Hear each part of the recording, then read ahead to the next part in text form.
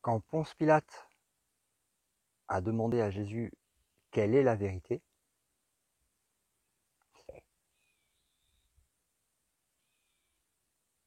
la réponse du maître fut le silence.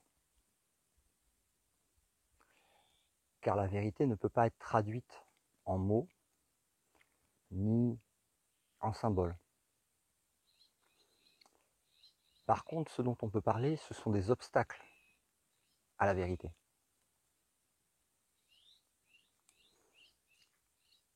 Et plutôt un des obstacles les plus courants que l'on entend dans les différents satsangs est au sujet de la conscience. Que tout est conscience et que la perception de ce monde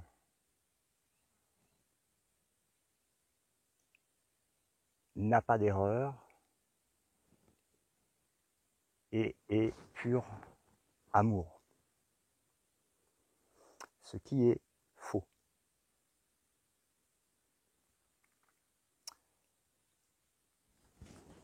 Quand en 2017 s'est produit le basculement, le premier, qu'on appelle aussi Samadhi, la première, on va dire, réalisation est que le monde n'existe pas. L'univers entier n'existe pas, la multidimensionnée n'existe pas. Il n'y a que Dieu et son royaume.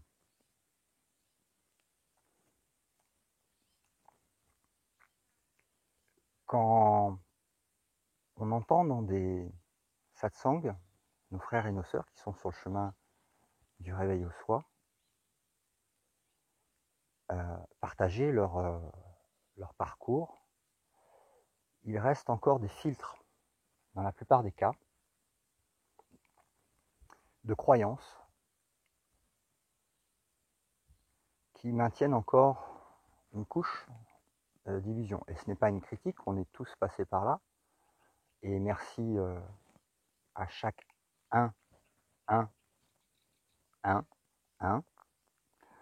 de partager leur parcours, ainsi que toutes les petites erreurs qu'on fait dans ces partages.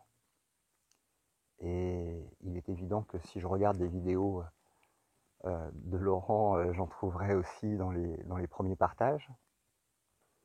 Et ce n'est pas une raison pour les cacher, ni de se rendre compte et de partager que ce fut une erreur, et de la corriger afin que ça serve à tous ceux, entre guillemets, qui sont sur le chemin de la réalisation de l'unité.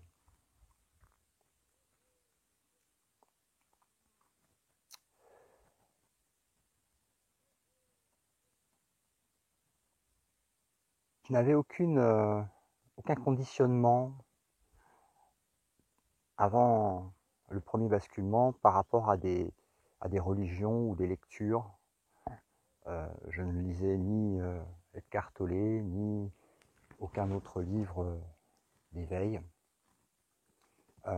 C'est directement à l'intérieur, suite à de nombreuses méditations et par la grâce de Dieu, que ce premier basculement s'est fait. Mais ça a laissé beaucoup de questions, parce que le premier basculement ne signifie pas la fin du chemin. Au contraire, ça signifie le début de l'introspection et du nettoyage qu'il y a à faire pour que cette réalisation soit totale, complète, et que le rêve se termine.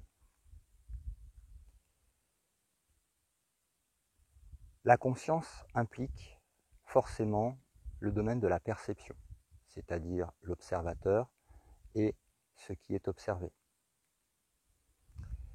Cela est parfaitement expliqué par Jésus dans Un cours en miracle, au chapitre 4, l'erreur de l'ego. Bon, je vais vous partager un extrait du texte ici.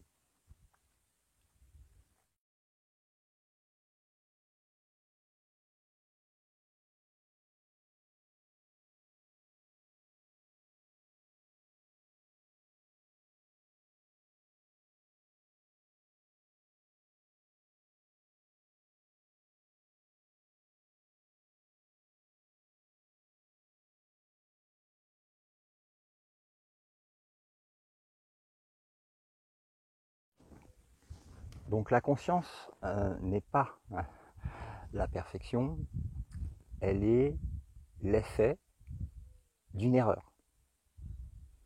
Chose aussi que l'on entend souvent dans les satsangs, c'est qu'il n'y a pas d'erreur.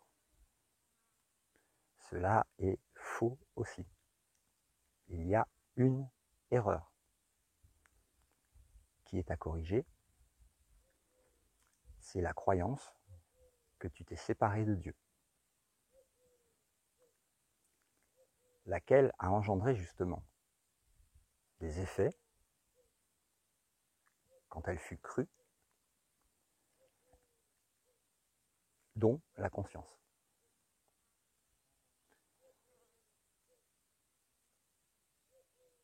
Croire que la création terrestre, la nature telle qu'on la nomme, ou l'univers, est une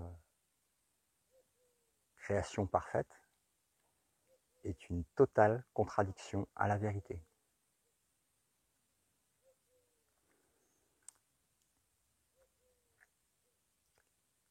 Jésus disait « Laissez les morts enterrer leurs morts ». Preuve que ici il n'y a pas la vie,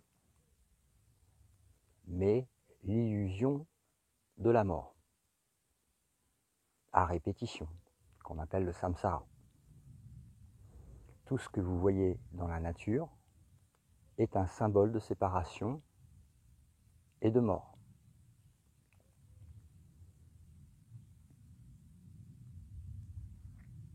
Les plantes se battent pour l'eau.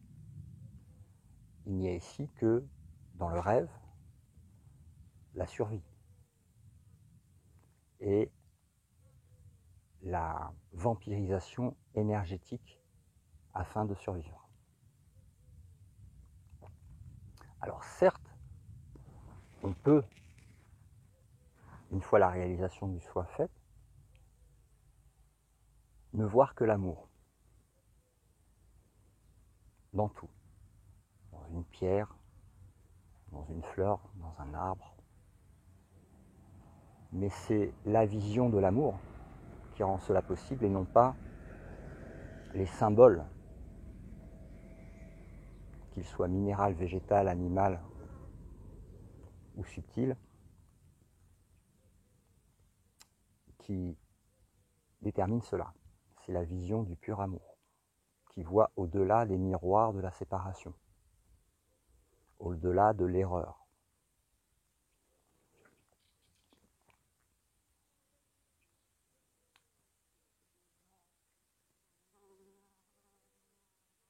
La réalisation s'est produite avant l'explication qui maintenait encore les voiles de l'illusion, et un courant miracle est arrivé après pour répondre à ces dernières questions qui maintiennent encore le voile et font rebasculer dans l'identité et justement la conscience.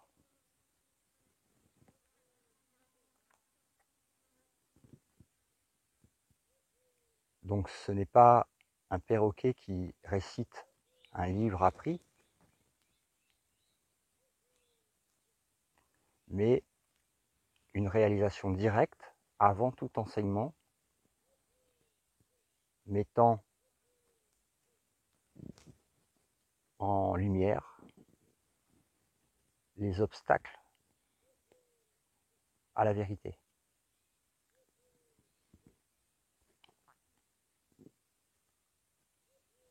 Afin de les dissoudre. Donc je sais qu'il y a de nombreuses habitudes qui sont sur Terre, de nombreuses croyances illusoires et de nombreux enseignements qui essayent de maintenir l'illusion comme étant réelle.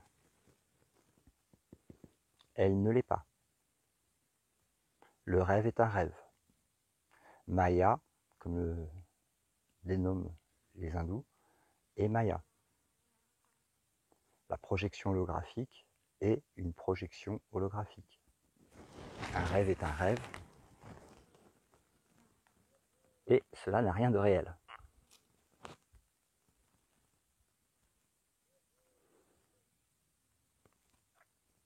Donc, pour ceux qui ont les oreilles pour l'entendre, merci de